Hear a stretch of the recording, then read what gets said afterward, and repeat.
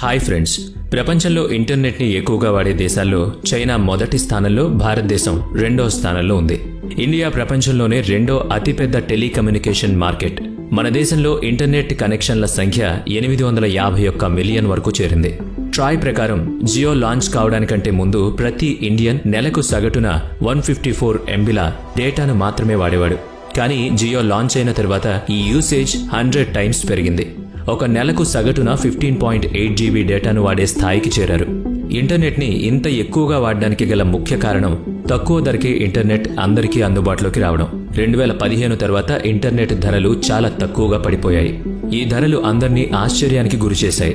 ఈ సంతోషం ఎన్నో రోజులు లేదు. మీరు గమనించారా? 2021 నుంచి తిరిగి ఇంటర్నెట్ ప్యాకేజ్ పెరుగుతూ వచ్చింది.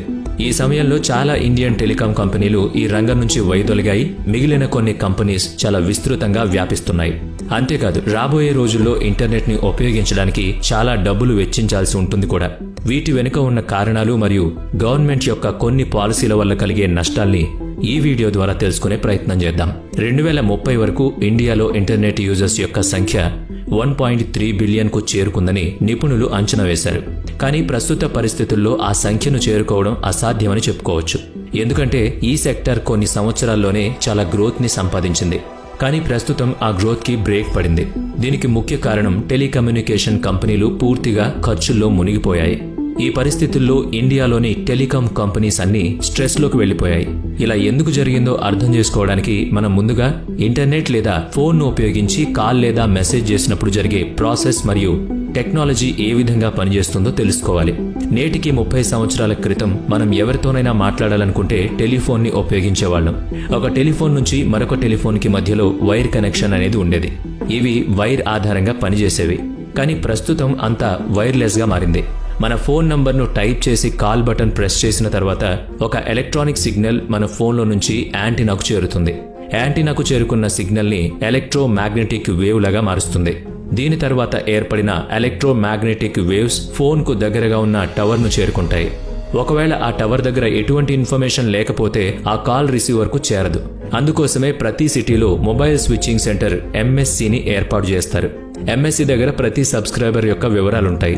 ఆ వివరాలన్నీ మనం సిమ్ కార్డు తీసుకున్నప్పుడు MCS దగ్గర స్టోర్ అవుతాయి. దీని తర్వాత MSC దగ్గర ఉన్న టవర్ సహాయంతో రిసీవర్కు కాల్ యొక్క సిగ్నల్ పంపిస్తుంది. ఈ విధంగా మనం చేసే ఒక కాల్ కంప్లీట్ అవుతుంది. ఈ ప్రాసెస్ నేను వివరించిన దానికంటే వేగంగా జరుగుతుందని మీకు తెలుసు. ఈ ప్రాసెస్ అంతా కేవలం కొన్ని సెకండ్ల వ్యవధిలోనే జరిగి మనల్ని ఆశ్చర్యానికి గురిచేస్తుంది. ఇంటర్నెట్ గురించి మాట్లాడినట్లయితే ఇంటర్నెట్ కూడా దాదాపుగా ఇదే విధంగా పనిచేస్తుంది. కానీ దీంట్లో సిగ్నల్ గాల్లో కాకుండా ఆప్టికల్ ఫైబర్ కేబుల్ ద్వారా ప్రయాణిస్తుంది. ఈ ఆప్టికల్ ఫైబర్ అనేది ప్రపంచవ్యాప్తంగా వ్యాపించి ఉంది. ఈ ఫైబర్ కేబుల్ లోపల మన వెంట్రుకల వలె సన్నగా ఉండే వైర్స్ ఉంటాయి. సిగ్నల్ ఆప్టికల్ ఫైబర్ ద్వారా డేటా సెంటర్కు ప్రయాణిస్తుంది. అక్కడ ఉంచిన ఇన్ఫర్మేషన్ను తీసుకుని ఇవి ఎలక్ట్రోమాగ్నెటిక్ గా మారి మన మొబైల్లోని యాంటీనా వరకు చేరుకుంటాయి. యాంటీనా ఇన్ఫర్మేషన్ ని గుర్తించి మనకు అందిస్తుంది. మీకు తెలుసా, టెలికాం కంపెనీస్ ఈ పని చేయడానికి దేన్ని ఉపయోగిస్తాయో? టెలికాం కంపెనీస్ ఈ పని చేయడానికి స్పెక్ట్రమ్ ని ఉపయోగిస్తాయి. స్పెక్ట్రమ్ అంటే ఏంటో తెలుసుకునే ప్రయత్నం చేద్దాం. గాల్లో ప్రయాణించే రేడియో వేవ్ ని స్పెక్ట్రమ్ అని పిలుస్తాం. స్పెక్ట్రమ్ అనేది వివిధ బ్యాండ్లుగా విడిపోయి ఉంటుంది. ప్రతి బ్యాండ్ కి విభిన్నమైన పాత్ర ఉంటుంది. ఉదాహరణకు, మీరేదైనా కాల్లో మాట్లాడుతున్నప్పుడు ఒక బ్యాండ్ మీద వాయిస్ ని రికవరీ వరకు పంపిస్తుంది. మరొకటి మెసేజ్ లేదా వీడియోని పంపిస్తుంది. దీనివల్ల ఆ కాల్ ఇంకొక పర్సన్తో మెర్జ్ కాదు. టెలికాం కంపెనీలకు స్పెక్ట్రమ్ ఎందుకంత ముఖ్యమైందో మీకు ఇప్పుడు అర్థమైందనుకుంటున్నా. కంపెనీలు ఈ స్పెక్ట్రంలో ఎక్కువ భాగాన్ని పొందడానికి పోటీ పడుతుంటాయి. ప్రతి కంపెనీ స్పెక్ట్రంలో ఎక్కువ భాగాన్ని పొంది కస్టమర్స్కి సేవలు అందించాలని అనుకుంటుంది. ఈ స్పెక్ట్రమ్ పూర్తిగా కేంద్ర ప్రభుత్వ ఆధీనంలో ఉంటుంది. ఇండియా యొక్క టెలికాం చరిత్రను మీరు గమనించినట్లయితే ఈ ఆశ్చర్యానికి అవధులుండవు. ఎందుకంటే కొద్ది సంవత్సరాల్లోనే మన ఊహలకు అంచనాలకు అందనంత ప్రగతి ఈ రంగంలో చోటు చేసుకుంది. ఒకవైపు కమ్యూనికేషన్ కోసం టెలిగ్రాఫ్ ని ఉపయోగించేవాళ్లు. 1854వ సంవత్సరంలో టెలిగ్రాఫ్ సర్వీసెస్ ని ఇండియాలో ప్రారంభించడం జరిగింది. ఇది దాదాపు 163 సంవత్సరాలు మన భారతదేశంలో సేవలు అందించింది. 1882వ సంవత్సరంలో మొదటి టెలిఫోన్ ఎక్స్చేంజ్ ను కోల్కతా నగరంలో ప్రారంభించారు. సమాచారాన్ని కేవలం కొద్ది నిమిషాల్లోనే ఒక చోటు నుంచి మరొక చోటుకి సరఫరా చేసే ఈ సిస్టమ్ అప్పట్లో ఒక పెద్ద చర్చనీయాంశంగా మారింది. ఆ సమయంలో సామాన్య ప్రజలు టెలిఫోన్ కనెక్షన్ ని పొందడం అనేది దాదాపు అసాధ్యంగా ఉండేది. ప్రస్తుతం ఫోన్ లేని ఇల్లు అనేది లేదు. కనీసం ప్రతి ఇంట్లో 2 లేదా 3 ఉండడం సహజంగా మారిపోయింది. కానీ అప్పట్లో వేళ్లపై లెక్కించగలిగే అన్ని ఇండ్లల్లో మాత్రమే టెలిఫోన్ అందుబాటులో ఉండేది. ఆ సమయంలో ఇతర దేశాల్లో టెలిఫోన్ చాలా విస్తారంగా వ్యాప్తి చెందింది. కానీ భారతదేశంలో మాత్రం అంతగా విస్తరించలేకపోయింది. దీని వెనుక గల ముఖ్య కారణం టెలిఫోన్ కంపెనీస్ అనేవి పూర్తిగా బ్రిటిష్ ప్రభుత్వ ఆధీనంలో ఉండేవి. భారతీయులు టెలిఫోన్ని వాడడం బ్రిటిషర్స్కి ఇష్టం లేదు. ఎందుకంటే ఈ కమ్యూనికేషన్ టెలిఫోన్ కనెక్షన్ని ప్రభుత్వ అధికారులకు మరియు ముఖ్యమైన వ్యక్తులకు మాత్రమే ఇచ్చేవాళ్లు. కొన్ని రోజుల తర్వాత ఈ టెలిఫోన్ సర్వీసులు ముంబై, చెన్నై మరియు ఢిల్లీ వంటి పెద్ద పెద్ద నగరాలకు విస్తరించాయి. బ్రిటిషర్స్ నుంచి దేశానికి స్వాతంత్ర్యం వచ్చిన తర్వాత టెలికాం రంగం పూర్తిగా భారత ప్రభుత్వం చేతుల్లోకి వచ్చింది. దీనివల్ల కనెక్షన్స్ ఇవ్వడం, కొత్త లైన్లు వేయడం ఇలాంటి వాటిని భారత ప్రభుత్వం నిర్ణయించింది. వీటి కనెక్షన్ల కోసమని లక్షల మంది అప్లై చేసుకునేవాళ్లు. మీరు నమ్మరు కానీ ఈ ప్రాసెస్ చాలా స్లోగా ఉండేది. దీని వెయిటింగ్ పీరియడ్ ఎంతో తెలుసా? దాదాపు 8 నుంచి 10 సంవత్సరాలు. ఈ కారణం చేతనే ప్రతి 200 మందిలో కేవలం ఒక్కరి వద్దనే టెలిఫోన్ కనెక్షన్ ఉండేది. 1990లో ఎకనామిక్ లిబరైజేషన్ కారణంగా ఈ రంగంలో ప్రైవేట్ కంపెనీలు అడుగుపెట్టాయి. మొబైల్ ఫోన్స్ అనేవి అప్పుడప్పుడే భారతదేశంలోకి వస్తున్నాయి. ఈ రంగంలో పొటెన్షియల్ని మరియు గ్రోత్ని గమనించి చాలా కంపెనీలు ఈ రంగంలోకి వచ్చాయి. ఈ ఇంట్రెస్ట్ వల్ల 1995లో టెలికాం సర్వీసెస్ని ప్రారంభించడానికి ఈ కంపెనీలకు ఆక్షన్ను నిర్వహించి లైసెన్స్ ఇవ్వడం జరిగింది. అప్పట్లో రూల్స్ అనేవి చాలా కఠినంగా ఉండేవి. ఈ రూల్స్ ప్రకారం ఆ కంపెనీలు ముందుగానే లైసెన్స్ మరియు స్పెక్ట్రమ్కి సంబంధించిన ఫీజు కట్టాల్సి వచ్చేది. కంపెనీలు డబ్బులను చెల్లించి సర్వీసులను ప్రారంభించాయి. కానీ వాటికి అనుకున్నంత గ్రోత్ అనేది కనిపించలేదు. లైసెన్స్ ఫీజు కూడా కట్టలేని పరిస్థితుల్లో కంపెనీలు పడ్డాయి. ఒక్క మాటలో చెప్పాలంటే పీకల్లోతు నష్టాలను చవిచూశాయి. ఈ కంపెనీలు ఆ రూల్స్ కు వ్యతిరేకంగా చాలా పోరాటాలను కూడా చేశాయి. చాలా కాలం పోరాడిన తర్వాత ప్రభుత్వం పాత రూల్స్ స్థానంలో కొత్త రూల్స్ ని తీసుకొచ్చింది. స్పెక్ట్రమ్ లైసెన్స్ ఫీజును ముందుగా కాకుండా కంపెనీ రెవెన్యూలో 8.5% మాత్రమే తీసుకుంటుంది. ఈ కొత్త రూల్ కంపెనీలకు ఒక వరంలా మారింది. ఎందుకంటే వారు ఒకేసారి ఎక్కువ మొత్తం ఖర్చు చేయాల్సిన అవసరం లేకుండా ప్రతి సంవత్సరం కొద్ది కొద్దిగా చెల్లించడం వల్ల కంపెనీ గ్రోత్ పై నెగిటివ్ ఇంపాక్ట్ చాలా వరకు తగ్గింది.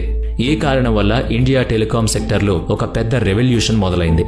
ఎందుకంటే అంతటితో మొబైల్ ఫోన్లు గానీ సిమ్ కార్డులు గానీ కొనడం చాలా తేలిగ్గా మారింది. ఎక్కువ మందికి సర్వీసెస్ ని ప్రొవైడ్ చేయడానికి చాలా మొబైల్ నెట్వర్క్ మరియు ఇన్ఫ్రాస్ట్రక్చర్ యొక్క ఆవశ్యకత ఏర్పడింది. దీనికోసం పెద్ద పెద్ద కంపెనీలన్నీ కలిసి పనిచేసేవి. ఇన్ఫ్రాస్ట్రక్చర్ ని డెవలప్ చేయడానికి అవసరమైన ఫండ్ ని వాళ్లలో వాళ్లు షేర్ చేసుకునేవాళ్లు. అంతేకాక చాలా కంపెనీలు ఒకే టవర్ నుంచి వారి సర్వీసెస్ ని ప్రొవైడ్ చేసేవాళ్లు. ఇంతేకాక 2000 సంవత్సరం తర్వాత ప్రభుత్వం మొబైళ్లపై ఇంపోర్ట్ డ్యూటీని చాలా తగ్గించింది. దీంతో శాంసంగ్, నోకియా మరియు ఎంఐ వంటి విదేశీ కంపెనీలు ఇండియా వైపుకు రావడానికి ఇష్టపడ్డాయి. వాటి మార్కెటింగ్ స్ట్రాటజీ మరియు తక్కువ ధరల వల్ల కంపెనీలు ఎక్కువ సంఖ్యలో ప్రజలను అట్రాక్ట్ చేయగలిగాయి. ఇవే కాకుండా వీరి మధ్యలో మార్కెట్ కాంపిటీషన్ అనేది ఉండేది. ఈ కాంపిటీషన్లో టెలికాం కంపెనీలు వారి పొజిషన్లను సెక్యూర్ చేసుకోవడానికి చాలా ప్రయత్నాలు చేసేవి. 2010 సంవత్సరంలో చాలా కంపెనీల యొక్క లైసెన్స్లు తొలగించబడ్డాయి. ఆ సమయంలో 2G స్పెక్ట్రమ్ అనే ఒక అతిపెద్ద కుంభకోణం బయటపడింది. టెలికమ్యూనికేషన్ మినిస్టర్ స్పెక్ట్రమ్ యొక్క నియామకాలకు విరుద్ధంగా ఫస్ట్ కమ్ ఫస్ట్ సర్వీస్ అనే పేరుతో లైసెన్స్లను ఇచ్చాడు. అది కూడా చాలా తక్కువ డబ్బులకే. దీనివల్ల ప్రభుత్వానికి 1,76,000 కోట్ల రూపాయల నష్టం కలిగింది. ఈ కారణం చేత 122 కంపెనీల టెలికాం లైసెన్స్లు రద్దు చేశారు. ఈ స్కామ్ బయటపడిన తర్వాత Videocon, Vodafone, Airtel, idea and virgin mobile వంటి దిగ్గజ కంపెనీలు ఇండియన్ మార్కెట్ ని రూల్ చేయసాగాయి. కానీ ఇది 3 నాళ్ల ముచ్చటే అయింది. వీళ్లు ఎక్కువ రోజులు రూల్ చేయలేకపోయారు. ఎందుకంటే 2016లో జియో టెలికాం మార్కెట్లోకి అడుగుపెట్టింది. ఇది వస్తూనే టెలికాం విధానాన్ని మార్చేసింది. జియో రావడానికంటే ముందు మిగతా కంపెనీల మధ్యలో చాలా తీవ్రమైన పోటీ ఉండేది. కంపెనీలు ఒకరిని మించి ఒకరు ఎదగడానికి ఆక్షన్స్ లో స్పెక్ట్రమ్ ని కొనుగోలు చేసేవాళ్లు. దీనికోసం కంపెనీలు చాలా డబ్బును వెచ్చించేవి. లైసెన్స్ ఫీకి చాలా డబ్బులు కంపెనీలు చెల్లించాల్సి ఉండేది. వీటన్నిటినీ తట్టుకోలేక చాలా కంపెనీలు పీకల్లోతు నష్టాలు చూశాయి. ఈ నష్టాలను రికవరీ చేసుకోవడానికి కస్టమర్స్ నుంచి అధికంగా డబ్బులు వసూలు చేసేవాళ్లు. మీకు గుర్తుందా? జియో రావడానికంటే ముందు ఈ కంపెనీలన్నీ కేవలం 1GB ఇంటర్నెట్ కోసం 250 నుంచి 350 రూపాయలు తీసుకునేవి. జియో వచ్చిన తర్వాత యూజర్స్ కంటే ఎక్కువ ఈ కంపెనీలే చాలా కంగారు పడ్డాయి. ఎందుకంటే ఈ కంపెనీలన్నీ కాల్, మెసేజ్ మరియు ఇంటర్నెట్ వంటి వాటిపై విడివిడిగా చాలా డబ్బులు వసూలు చేసేవారు. కానీ జియో వీటన్నిటినీ ఫ్రీగా ఇచ్చేసింది. ఈ కారణంగా ప్రజలు ఇతర కంపెనీల నుంచి జియోకు మారారు. జియో ప్రారంభమైన నెలలోనే 1.6 కోట్ల కస్టమర్స్ ని సొంతం చేసుకుంది. దీని తర్వాత కొన్ని రోజులకు రీఛార్జ్ ప్లాన్లను ప్రారంభించింది. ఈ రీఛార్జ్ ప్లాన్స్ మార్కెట్లో ఉన్న ఇతర కంపెనీల ప్లాన్స్ కంటే చాలా తక్కువ ధరకు లభించేవి. జియో ప్రారంభించడానికి ముందు సగటున ఒక కస్టమర్ 154 MBలను మాత్రమే ఉపయోగించేవాడు. జియోను ప్రారంభించిన తర్వాత అది 100 రెట్లు పెరిగి 15.8 GBకి చేరింది. ఈ విధంగా జియో కస్టమర్స్ యొక్క మొబైల్ యూజింగ్ లో చాలా పెద్ద రెవల్యూషన్ తీసుకొచ్చింది. అదే సమయంలో మిగతా కంపెనీలన్నీ చాలా ప్రమాదంలో పడ్డాయి. దీనివల్ల మిగతా కంపెనీలు కూడా వాటి ప్రైజ్లను తగ్గించాయి.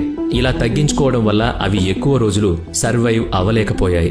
ఎయిర్సెల్, డొకోమో వంటి కంపెనీలు వాటి బోర్డు తిప్పేశాయి. అంతేకాకుండా ఐడియా, వొడాఫోన్ వంటి పెద్ద కంపెనీలు ఈ లాస్ల నుంచి బయటపడాలని మెర్జ్ అయ్యాయి.